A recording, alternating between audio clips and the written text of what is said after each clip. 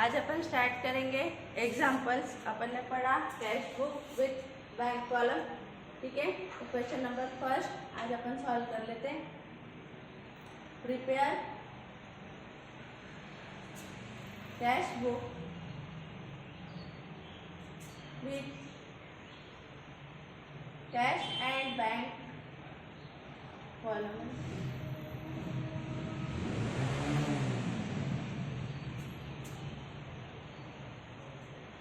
for the month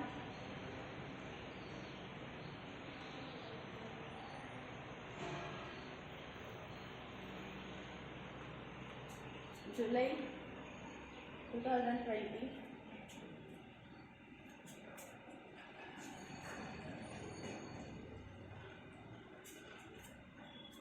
date लिखो first,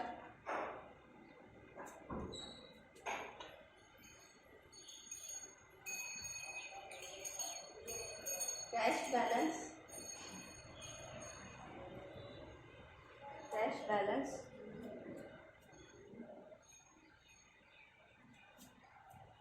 rupees 60,000। Cash balance rupees 60,000। 3 तारीख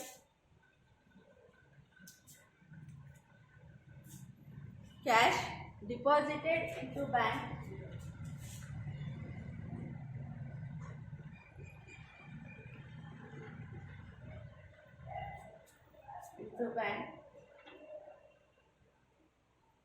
with opening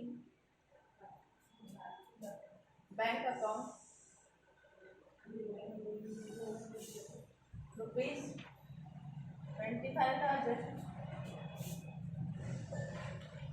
6 तारीख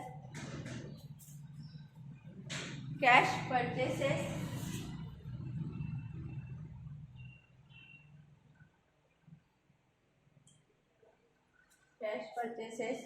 rupees 6,000।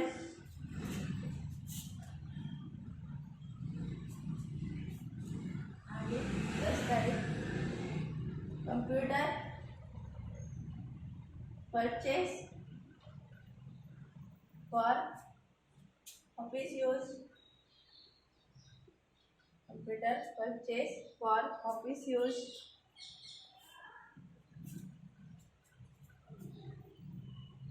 22,000।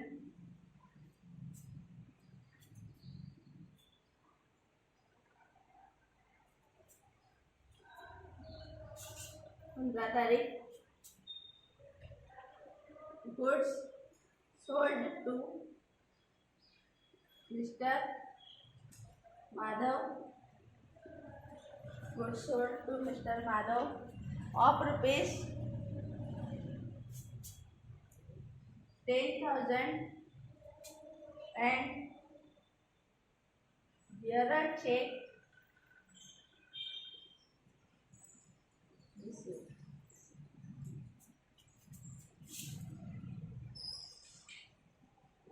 18 तारीख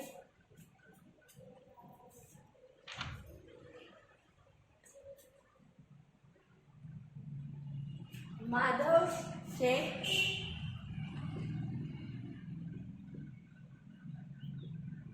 deposited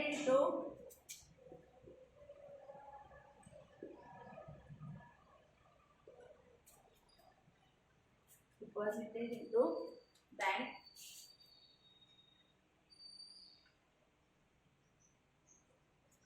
25 तारीख paid carriage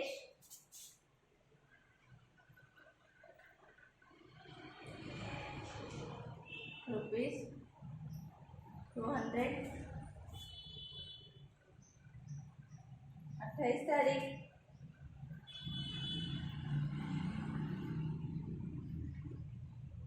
cash withdrawn from bank for personal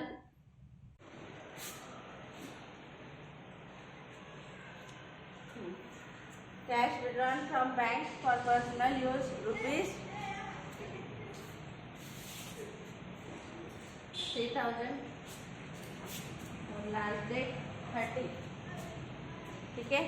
paid rent by cheque, paid rent by cheque of rupees, paid rent by check of rupees 12,000, ठीक है। लिखो भला।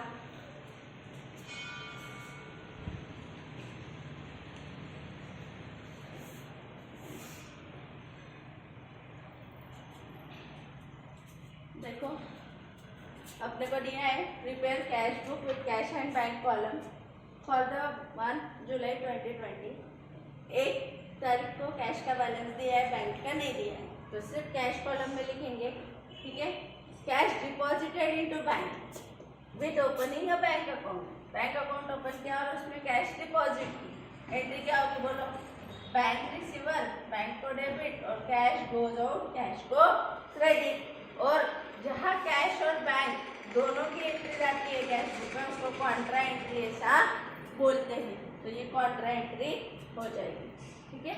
उसके बाद cash purchases, purchase account debit to cash, ठीक है। जो cash book में रूल था, कुछ भी परचेस किया तो क्या कर दो? कैश के क्रेडिट में लिख दो, वैसे यहाँ पे भी, ठीक है। कंप्यूटर परचेस, एंट्री बोलो कंप्यूटर टू कैश, चेक नहीं दिया है देखो, तो फिर कैश की ही एंट्रीज होगी। Sold goods to Madhav ₹10,000 and bearer cheque received, Madhav को गुड्स बेचा लेकिन बियरर चेक मिल गया है, तो कैश मिली। बियरर चेक को अपन क्या काउंट करते हैं? कैश लेते हैं, तो कैश मिली और माल गया। यहाँ पे माधव का नाम नहीं आएगा। क्यों नहीं आएगा? क्योंकि बियरर चेक उसी दिन मिल चुका है। सिर्फ चेक दिया होता या क्रॉस चेक होता तो एंट्री होती bank account debit to sales, ठीक है। लेकिन यहाँ पे बियरर है तो अपन cash account debit to sales account ऐसा लेंगे।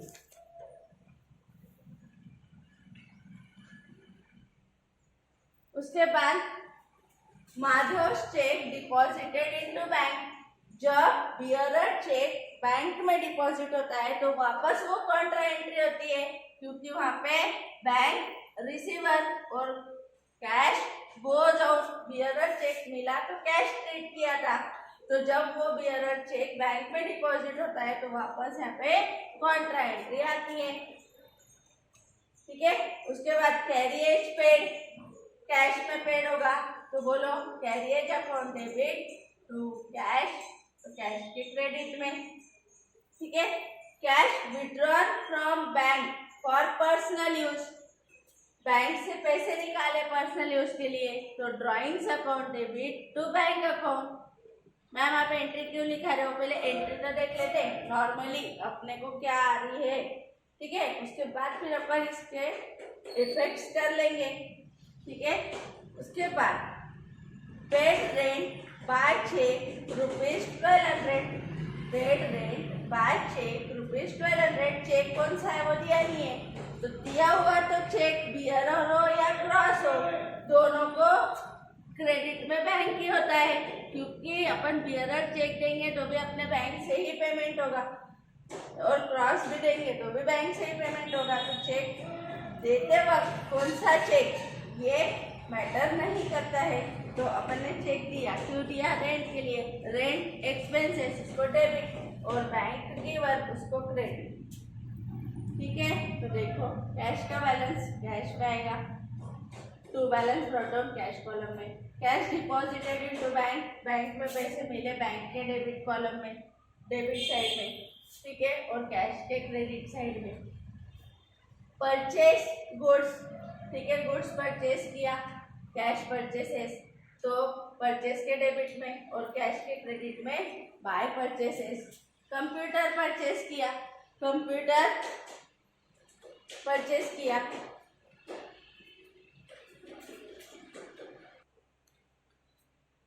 हाँ, तो कंप्यूटर परचेस किया, कंप्यूटर आया और कैश गई।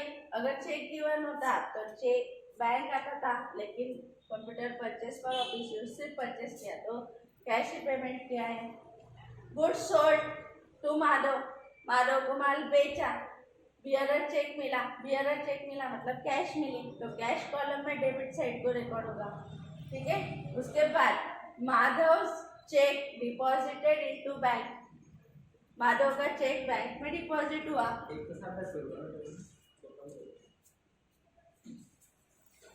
Madhav cheque deposited into bank, Madhav का चेक बैंक में डिपॉजिट किया, जो बियरर था कैश बोल के रिसीव किया था, तो अब कैश गोज आउट और बैंक में पैसे डिपॉजिट होंगे, तो bank account debit to cash. Paid carriage rupees 200, carriage charges paid किए, carriage account debit to cash. ठीक है, फिर cash withdrawn from bank for personal use, personal use के लिए कैश विड्रॉ की बैंक से, तो अपन ड्राइंग्स में लिखते हैं, तो drawings to bank, bank given. Rent paid by cheque, bank given rent का एक्सपेंसेस। ठीक है, तो ये सारी एंट्रीज अपनी नॉर्मल होती है। अब जहां जहां पे cash bank, cash cash cash bank, cash cash bank, इतने इफेक्ट्स अपने को लेने हैं। ठीक है, तो कैसे लेंगे देखते हैं।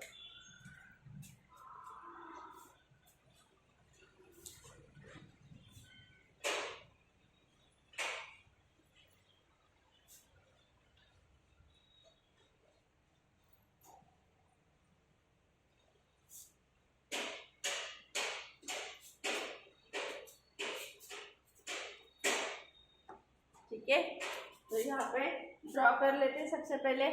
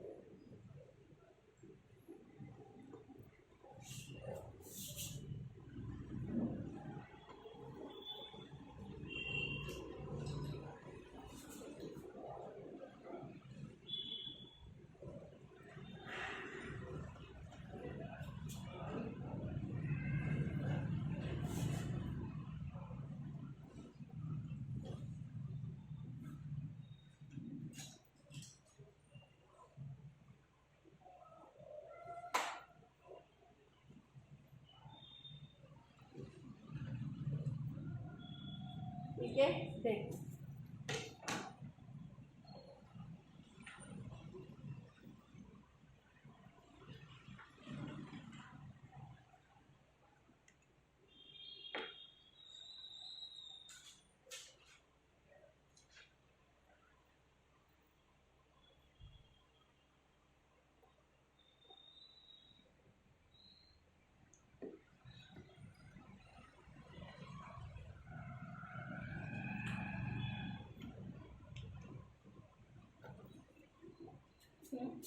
यहाँ पे cash column, bank column,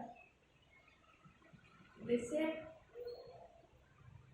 receipt number, date, date, payment, voucher number, cash, bank. ठीक है, फिर यहाँ पे आएगा कैश बुक,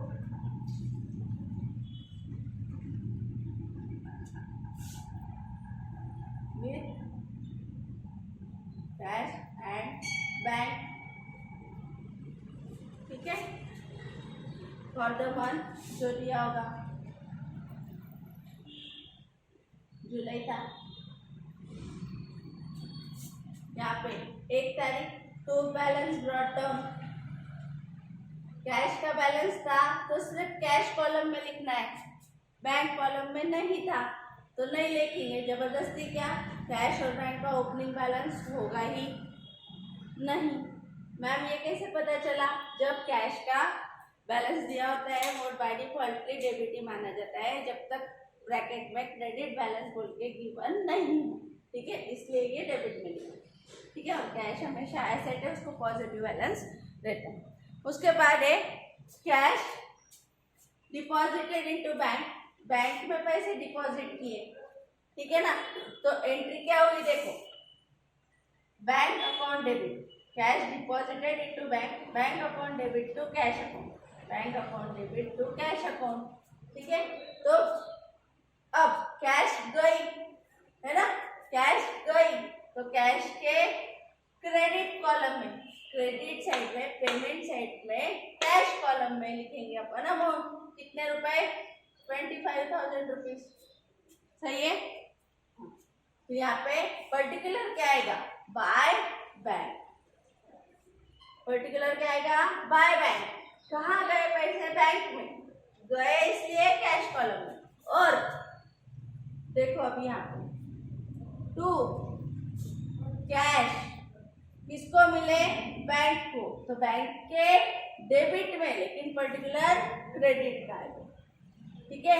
और इधर एफ कॉलम में इसके सामने लिखा होगा फंड ड्राफ्ट, ठीक है। और यहाँ पे लिखेंगे अपन बी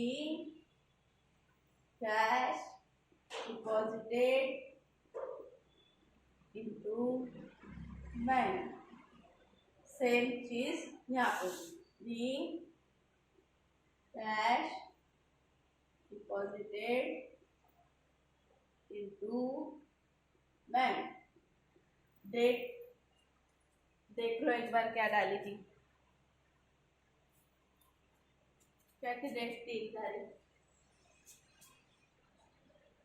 ठीक है। तो मेरे को लगता है ये बहुत जरूरी है समझना। देखो cash deposited into bank, bank में पैसे डिपॉजिट किए, बैंक को मिले बैंक के डेबिट में, कैश गए कैश के क्रेडिट में, ठीक है। बैंक में मिले बैंक के डेबिट में, कैश गई कैश के क्रेडिट में। इतना अमाउंट पहले कौन से कॉलम में आना है वो समझना चाहिए, फिर तो अपन अपोजिट पोस्टिंग कर ही देंगे, है ना। तो बैंक के डेबिट में क्या लिखेंगे? टू कैश, और कैश के क्रेडिट में क्या लिखेंगे? बाय बैंक, ठीक है। इसमें कंफ्यूजन होता है बट ठीक है। उसके बाद कैश परचेसेस, ये तो सिंपल बोला था, परचेस के लिए कैश दी, गुड्स परचेस करेंगे तो पैसे देने पड़ेंगे, चेक दिया, कभी भी पैसे कोई भी परचेस हो, अगर पैसे गए होंगे या चेक गया होगा तो क्रेडिट में ही आएगा, है ना। तो कैश परचेसेस, एंट्री क्या होगी? परचेज टू कैश, तो इधर आएगा बाय परचेसेस, ठीक है। इधर कैश कॉलम में कितने रुपए? कितने रुपए? 6,000 रुपए, ठीक है। यहाँ पे बी कैश परचेस या फिर गुड्स परचेसिंग कैश, समझ में आ रहा है? डेट क्या थी इसकी? 6 तारीख। आगे purchase computer for office use, 10 तारीख है क्या? Purchase computer for office use, entry क्या करेंगे? कंप्यूटर टू कैश, चेक दिया है क्या? नहीं, तो कंप्यूटर टू कैश, तो बाय कंप्यूटर, ठीक है। क्रेडिट साइड में कितने रुपीस? 10,000, कंप्यूटर अकाउंट बी 10 तारीख,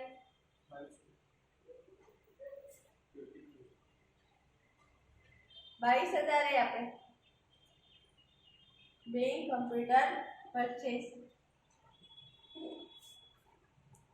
ठीक है, 22,000 रुपए।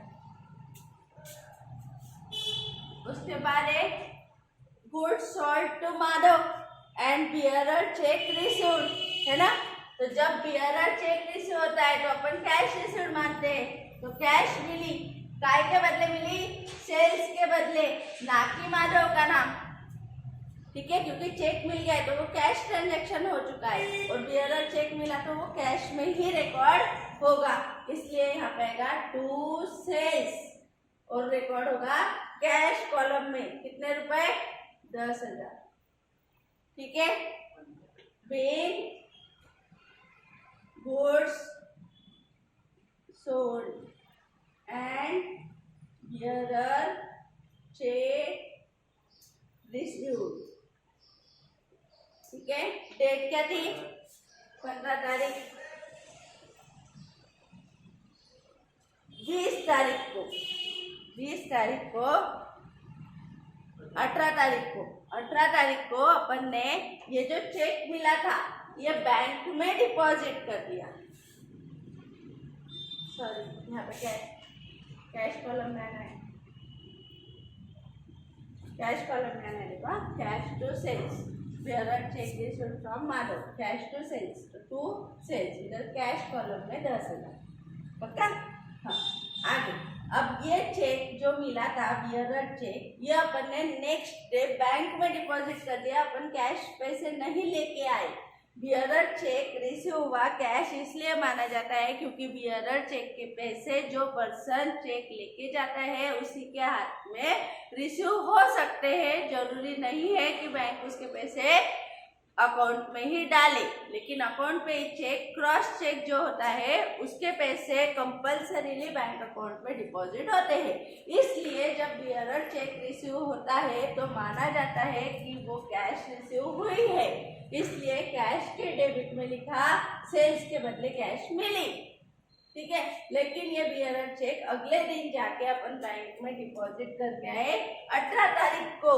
तो ऐसे सिचुएशन में बियरर चेक मिला था तो कैश को रिकॉर्ड किया था, गया तो वापस कैश गोज आउट बोल के अपन रिकॉर्ड करेंगे और उसके पैसे अब अपने को हाथ में न मिलके अपने बैंक अकाउंट में जमा होने वाले हैं, क्योंकि अपन बैंक को बियरर चेक डिपॉजिट करने के लिए बोल के आए हैं।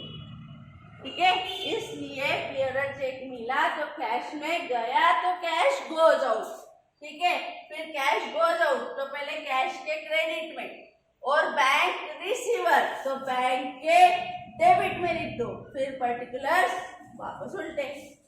इधर का लिखा बैंक में तो इधर लिख दो बाय कैश, इधर का लिखा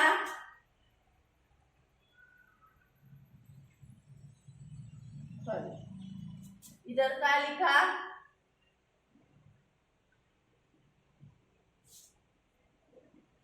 कैश में, क्योंकि कैश गई। इधर क्या लिखा, कैश में, क्योंकि कैश गई। इधर देखो कैश रिसीव हुई थी तो अब कैश गई, है ना, कैश गई, किसको मिली, बैंक को मिली। ठीक है, कैश गई, किसको मिली, बैंक को मिली, तो कैश गई तो कैश के क्रेडिट में और बैंक को मिली तो बैंक के डेबिट में। देखो bank account debit to cash account, simple है। कैश अकाउंट की क्रेडिट साइड में अपने को लिखना है बाय बैंक और बैंक अकाउंट की डेबिट साइड में लिखना है टू कैश। ठीक है, या तो एंगल देखो, बैंक रिसीवर बैंक के डेबिट में, कैश गई कैश के क्रेडिट। ठीक है, तो ये पर्टिकुलर्स अपोजिट बाय बैंक और to cash. Bearer cheque deposited into bank, being bearer check deposited into, ठीक है, और ये क्या है, कॉन्ट्रा एंट्री है। ठीक है, याद कर लेना है कॉन्ट्रा एंट्री कब कब है, 18 तारीख, 18 जब कैश विड्रॉन होती है बैंक से, जब कैश डिपॉजिटेड होती है बैंक में, जब bearer check next day bank में डिपॉजिट किया जाता है। तो ऐसे सिचुएशन में अपने को क्या करना पड़ता है, कॉन्ट्रा एंट्रीज करनी पड़ेगी। ठीक है, उसके बाद ऑफिस यूज के लिए अगर पैसे विड्रॉ किए हैं तो भी कॉन्ट्रा एंट्री होती है। उसके बाद पेड कैरिएज। ठीक है, कैरिएज पेड की एंट्री होगी। कैरिएज अकाउंट डेबिट तो बोलो कैश अकाउंट, क्योंकि बैंक का नाम तो नहीं है, मतलब यहाँ पे आएगा बाय कैरिएज। अब कैश गई है तो क्रेडिट में पेमेंट में कितने रुपए 200। डेट क्या थी, carriage account carriage charges paid. बोलो डेट क्या थी, 24 थी क्या, 25 थी।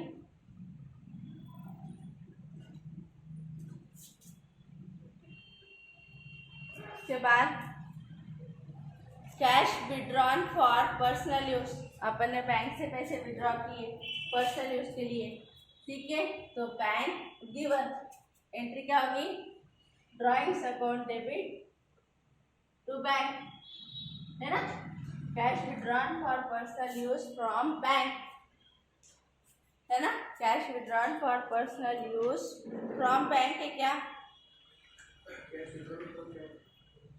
हाँ, cash withdrawn from bank for personal use. तो ऐसे सिचुएशन में कैश कहाँ से जाएगी, बैंक से जाएगा बाय ड्रॉइंग्स। और क्रेडिट किसको होगा, क्रेडिट किसको होगा, बैंक को। कितने रुपए, नहीं 3000 होंगे मतलब, ठीक है। Being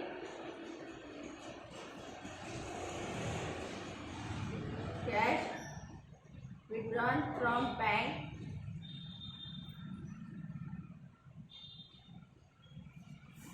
for personal use. ठीक है, डेट बोलो,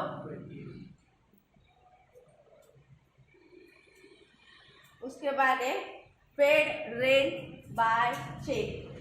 वापस rent account debit, rent account debit to bank, rent account debit to bank. यहाँ पे आएगा by rent account, by rent, ठीक है। और चेक दिया है, चेक दिया है इसलिए बैंक को क्रेडिट होगा। बोलो कितने रुपए, 1200 रुपए डेट। ठीक है, इतना लिखो। फिर क्या करेंगे, दोनों की डेबिट की टोटल करेंगे, क्रेडिट की टोटल करेंगे, कौन सी बड़ी है वो देखेंगे। ठीक है, और फिर बैलेंस कहाँ पे आएगा वो बैलेंसिंग करेंगे। ठीक है, तो देखो बैंक तो मेरे को बड़ा ही दिख रहा है, 25 और 10 35, और इधर सिर्फ 2 बार पेमेंट हुए हैं। ठीक है, उसके बाद 60 और 10 70, इधर 25 और 22 और 10, 25 और 6 31, 53 और 10 63 और 200। ठीक है, इसकी भी कैश की भी डेबिट बढ़ी है, बैंक की भी डेबिट बढ़ी है। ठीक है, इसका डायरेक्शन में नहीं लिख रही हूँ क्योंकि मेरे को यहाँ पे बैलेंसिंग करनी है। ठीक है ना, तो करो, लिखो ये।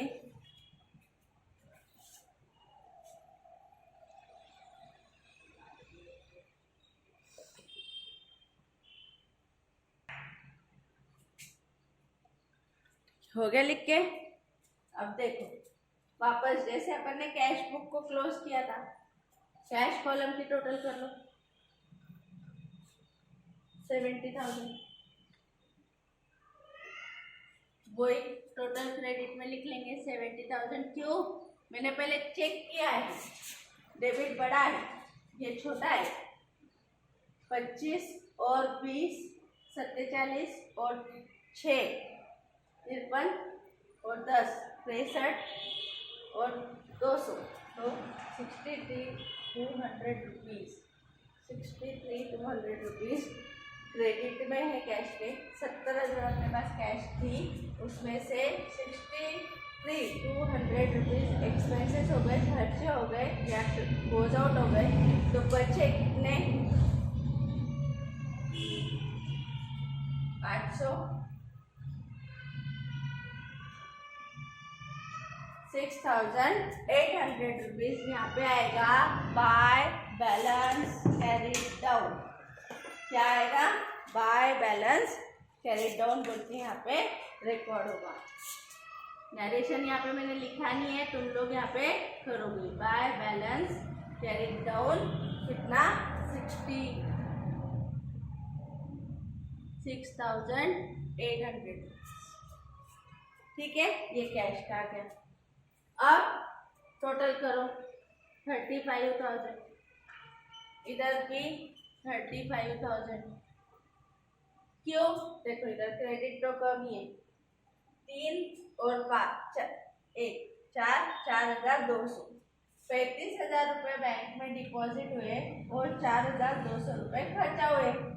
ठीक है, तो 35,000 में से 4,200 गए, 35,000 माइनस 4,200, तो बचे 30,800 रुपये। 30,800 रुपये, ये तुम्हारा क्या बच गया? बैंक का कैरिड डाउन। और कैश का कैरिड डाउन कितना बचा? 6,800। ये डेट 31, डेट कहेगी 30। ठीक है, जुलाई महीना है तो अपन 31 भी ले सकते हैं। ठीक है, यहाँ पे कैरिड डाउन हुआ।